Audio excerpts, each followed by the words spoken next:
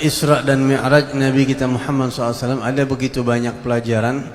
Banyak banget pelajarannya. Ada berapa kira-kira pelajarannya? Ada triliunan pelajaran. Cuma kitanya kagak bisa nangkap semua. Ada triliunan pelajaran. Banyak banget hikmah yang bisa kita petik. Malam ini saya mau ngambil satu pelajaran aja khususnya buat diri saya dan juga buat kita semua yang nyimak umumnya. Pelajaran daripada Isra Mi'rajnya Nabi kita Muhammad sallallahu alaihi wasallam. Kita tahu di Al-Qur'an Allah Subhanahu wa taala menyebutkan, menjelaskan tentang Isra-nya Rasulullah ya. Ayatnya udah kita hafal semua. Subhanalladzi asra bi 'abdihi laila sampai akhir. Kalau Mi'raj enggak ada ayat yang benar-benar nyebut secara tekstual, letterlock begitu enggak ada. Ya di Al-Quran ada surat An-Najm itu hanya malamih kata ulama. Tapi kalau Isra benar-benar disebut sama Allah jelas banget. Sampai-sampai suratnya dinamain surat Al-Isra. Nama suratnya nama Al-Isra. Walaupun punya nama yang lain, surat Bani Israil dan sebagainya. Nah, antum tahu ini kan Subhanalladzi asra bi 'abdihi lailan adanya di ayat pertama surat Al-Isra. Sebelum surat Al-Isra surat apa dah? Pernah gak kita iseng-iseng gitu pengen tahu surat Al-Isra sebelumnya surat apa ya? Sebelum surat Al-Isra apa kira-kira? Ada yang tahu gak kira-kira? Surat An-Nahl. Kalau kita buka Quran itu surat Al-Isra sebelumnya ada namanya surat An-Nahl. Di Al-Quran ada 114 surat. Dari mulai Al-Fatihah sampai surat An-Nas ada 114 surat. Surat Al-Quran itu yang ngasih nama siapa? Al-Fatihah, terus Al-Baqarah. Itu nama-nama surat yang kasih siapa? Allah Subhanahu wa taala. Yang ngasih nama Allah lewat lisannya Nabi Muhammad. Itu tauqifi, bukan bikinan sahabat, bukan siapa-siapa. Terus yang nyusun surat itu siapa? Di mushaf. Pertama surat Al-Fatihah dulu, terus yang kedua surat Al-Baqarah, terus abis ini surat itu siapa yang nyusun? Rasulullah. Bukan sahabat, bukan. Itu Nabi Muhammad sallallahu alaihi wasallam. Yang nyusun Rasulullah lewat wahyu tentunya. Padahal kalau kita pikir-pikir surat yang pertama turun, ayat yang pertama turun ayat apa? Al-Alaq, adanya di ujung di juz amma tuh. Malah di belakang dia ditaruhnya. Al-Baqarah itu Madaniyah. Banyakan turun ayatnya di Madinah justru. Nah, ini menunjukkan berarti susunan Quran yang nyusun bukan sesuai turunnya, bukan. Tapi ada yang nyusun ini dulu, ini dulu, ini dulu gitu. Yang nyusun siapa? Allah lewat lisannya Nabi Muhammad SAW. Termasuk surat Al-Isra adanya di situ, di tengah. Sebelum surat Al-Isra, surat An-Nahl. Pernah gak kita bertanya-tanya, kenapa kok habis surat Al-Fatihah, surat Al-Baqarah? Kenapa kok habis Al-Baqarah, Ali Imran? Kenapa kok habis terus begitu? Kenapa habis An-Nahl, kok surat Al-Isra? Itu ada rahasianya. Susunan surat-surat itu ada maknanya, ada artinya. Bukan asal-asalan nyusun, bukan. Bahkan Al-Imam Fakhrur Razi mengatakan, ilmu Al-Quran yang kagak ketulis lebih banyak daripada yang ketulis. Kalau yang ketulis kan 30 juz tuh, tebel. Ada tafsirnya, itu kan ilmu semua isinya. Yang tersirat lebih banyak daripada yang tersurat. Termasuk di rahasia urutan surat-surat itu ada makna. Al-Imam As-Suyuti punya kitab. Beliau nyusun kitab, ngarang kitab namanya Asraru Tartibil Quran. Rahasia susunan nama-nama Quran. Kenapa habis Qul Huwallahu Ahad surat Al-Falaq? Kenapa habis Al-Falaq surat An-Nas? Itu dari Al-Fatihah sampai An-Nas itu rahasia disebutin sama beliau. Saya punya kitabnya di rumah. Surat Al-Isra itu cerita tentang Isra Mi'rajnya Nabi Muhammad di awalnya. Sebelum surat Al-Isra ada surat An-Nahl.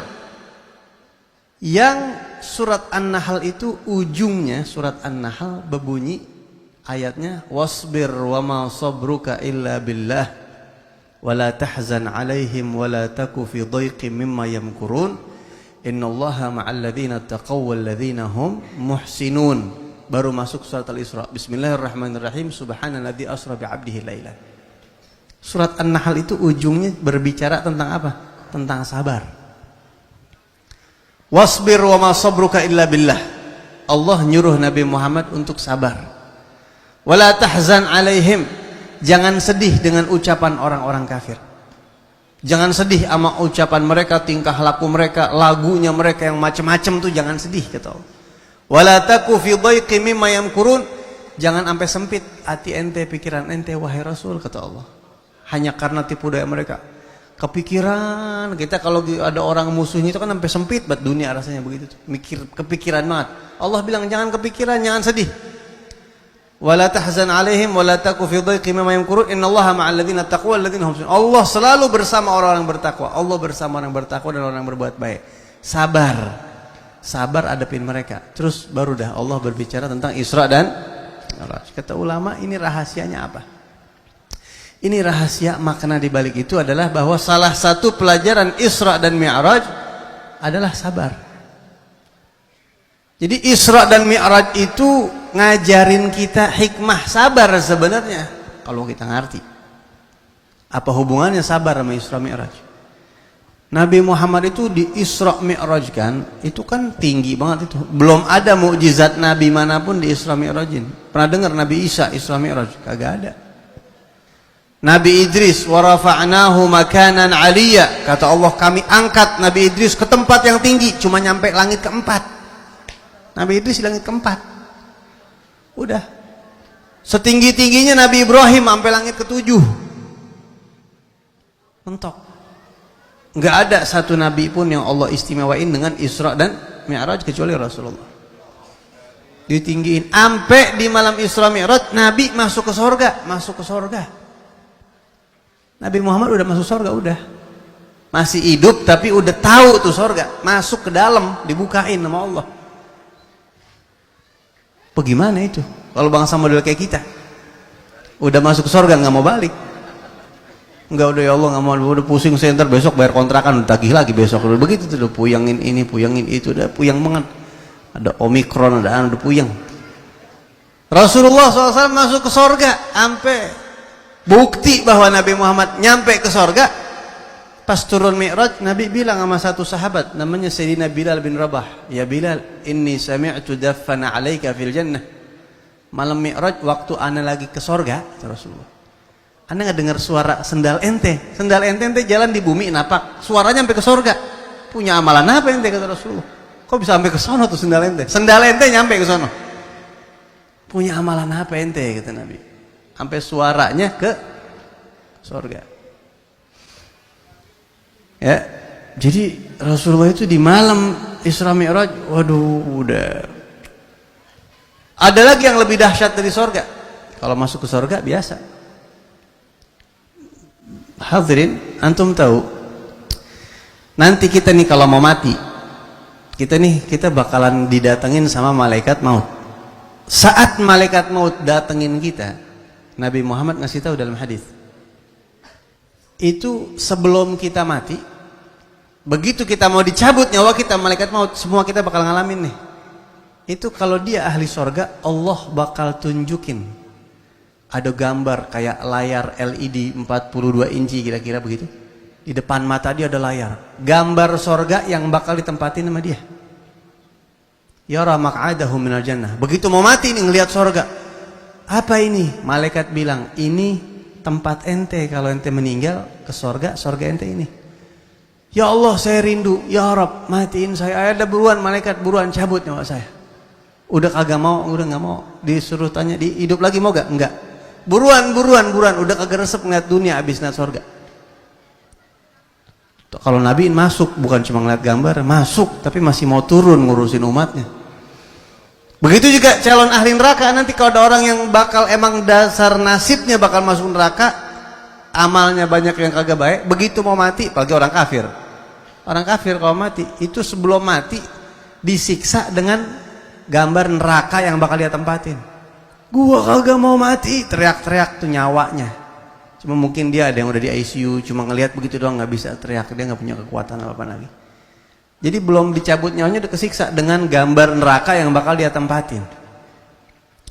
Kalau Rasulullah SAW masih hidup di dunia, udah masuk ke sorga, udah ngelongok sorga Nabi Muhammad. Itu masih belum seberapa. Sorga masih biasa. Di malam Isra Mi'raj, Allah kasih Nabi Muhammad sesuatu yang lebih besar, yang kagak ada tandingannya, nikmat tertinggi, nikmat puncaknya nikmat. Apa itu? Memandang Allah, berjumpa langsung dengan Allah. Itu cuma bisa kita di sorga nanti. Tapi Nabi Muhammad belum masuk surga udah dikasih sama Allah. Antum bayangin ya, Nabi Musa alaihi salam ngebet banget pengen ngelihat Allah. Itu di Al-Quran ada surat cerita tentang itu. Rabbi arini andur ilaik, ya Allah tolong tunjukkan zatmu ya Rabb, aku ingin melihat engkau. Di Turisina nih, kata Allah, qala lan tarani, kamu gak bakal kuat melihat aku wahai Musa. Nabi Musa maksa, ya Rabb tunjukkan, tolong izinkan saya ingin melihat engkau. Kata Allah, walakin indur ilal jabal. Baiklah kalau begitu, ente gak kuat, anak kasihan nama ente, jadi kamu lihat aja gunung. Saya akan tunjukkan diri saya kepada gunung, gak mau tunjukin ke kamu. Karena Allah tahu kalau tunjukin ke Nabi Musa, nanti Nabi Musa hancur. Biar gunung aja yang hancur. Saya akan tunjukkan zat saya kepada gunung, bertajalli. Falamma tajalla rabbuhu lil jabal ja'alahu dakka. Begitu Allah tampakkan zatnya, kata ulama, antara Allah sama makhluk itu ada 70.000 hijab. Di saat itu Allah cuma buka satu hijab aja, masih ada 69.999 hijab lagi yang belum dibuka sama Allah. Itu gunung yang gedenya bukan main, hancur berkeping-keping. Falamma tajalla rabbuhu lil jabal ja'alahu dakka wa kharra Musa sa'iqa. Nabi Musa sampai mental, terpelanting, pingsan. Gunung segitu gedenya hancur. Allah sayang sama Nabi Musa, jangan, saya tidak bisa tunjukkan kepada kamu, nanti kamu hancur, mendingan gunung yang hancur. Kamu lihat, kalau gunung kuat menjadi media untuk saya tampakkan zat saya, kamu akan melihat saya. Tapi gunungnya aja nggak kuat, sampai Nabi Musa pingsan.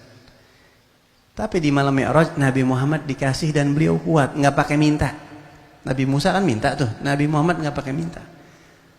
Makanya waktu malam Mi'raj Nabi Muhammad setelah berjumpa dengan Allah, mendapatkan perintah sholat, ketemu Nabi Musa di langit ke-6, ditanya dapat apa, kan begitu tuh.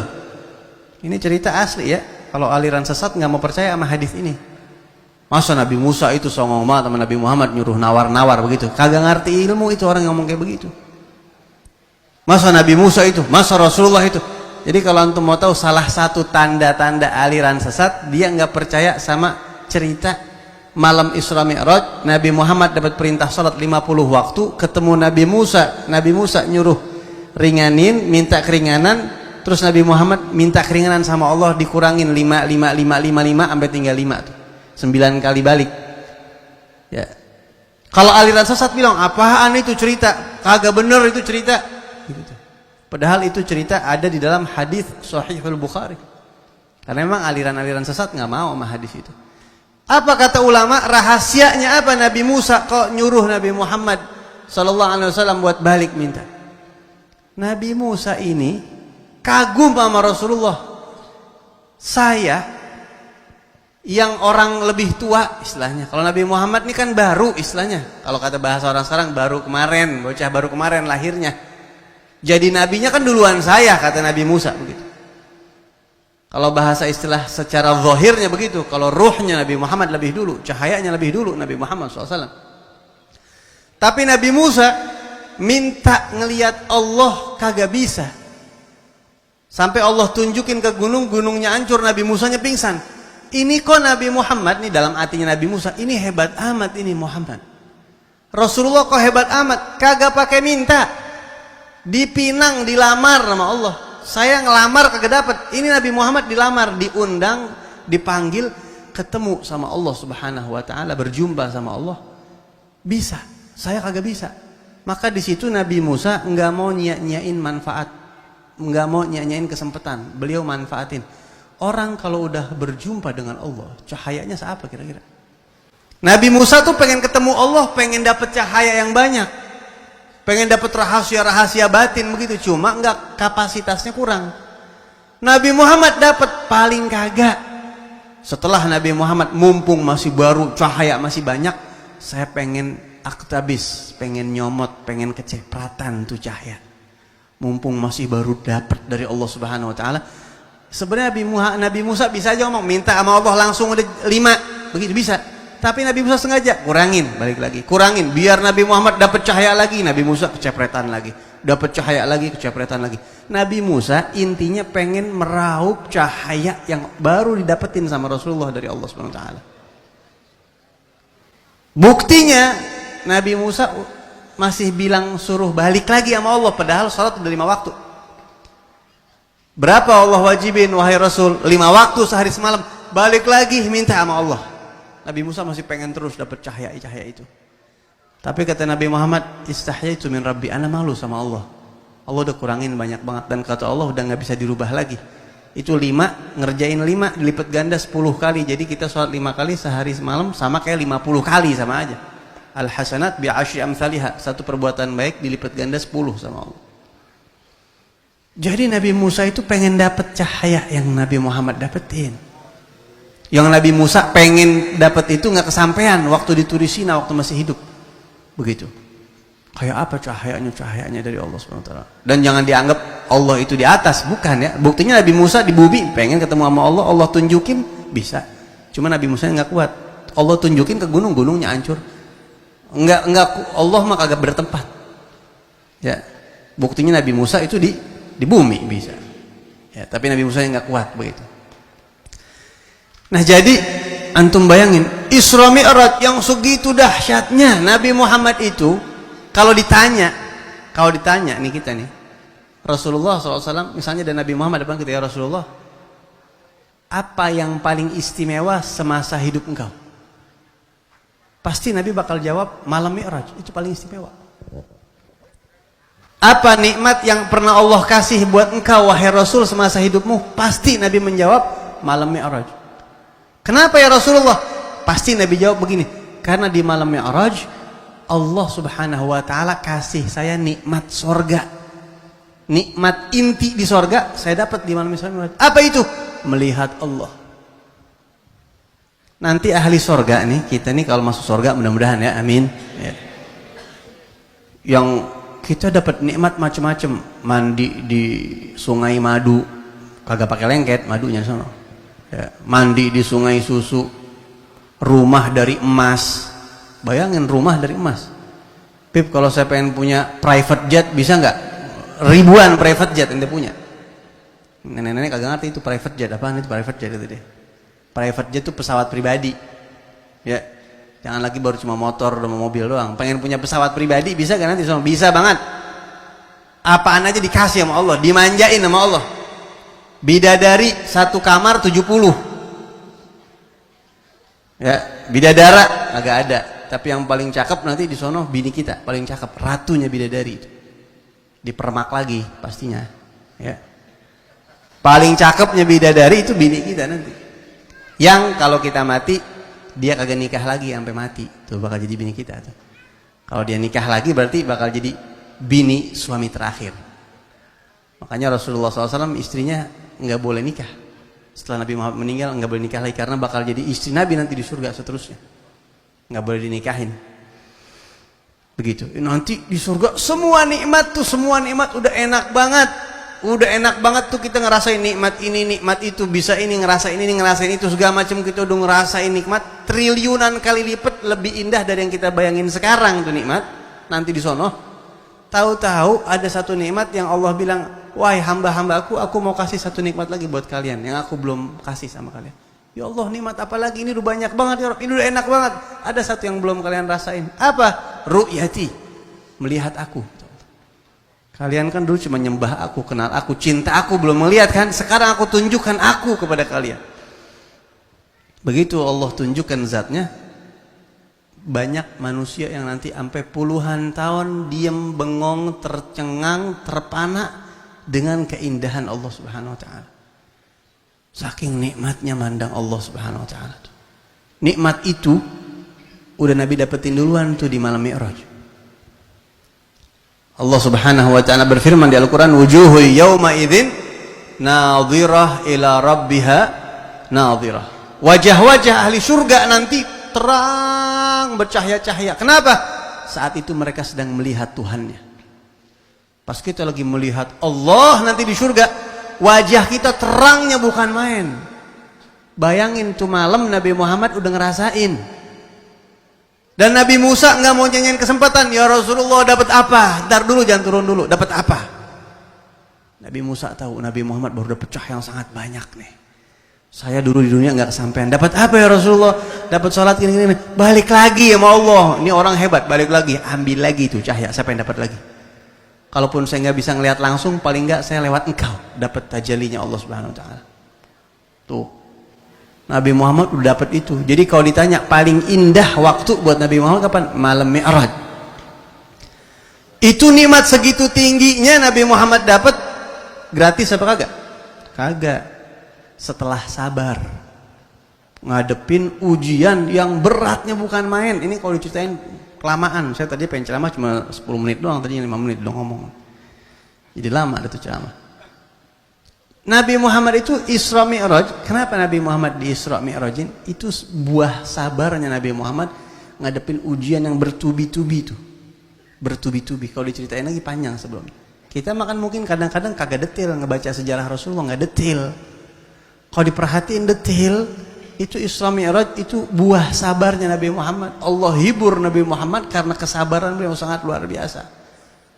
Makanya ayat Al-Isra, surat Al-Isra sebelum surat Al-Isra, surat An-Nahl, 2 ayat terakhir berbicara tentang sabar. Wasbir wa ma sabruka illa billah wa la tahzan alaihim wa la taku fi dhaiqin mimma yamkurun innallaha ma'al ladzina taqaw wal ladzina hum muhsinun. Jadi pelajaran Isra dan Mi'raj, kita kalau pengen dapat pangkat yang tinggi, kalau kita pengen dimuliain sama Allah, kalau kita pengen dapat sesuatu derajat yang tinggi dari Allah, sabar. Kalau nggak sabar nggak bisa. Sebutin siapa orang hebat yang kagak punya sabar. Nggak ada. Imam Bukhari, wah kayak apa sabarnya itu? Kita cuma bisa kenang hebatnya sekarang.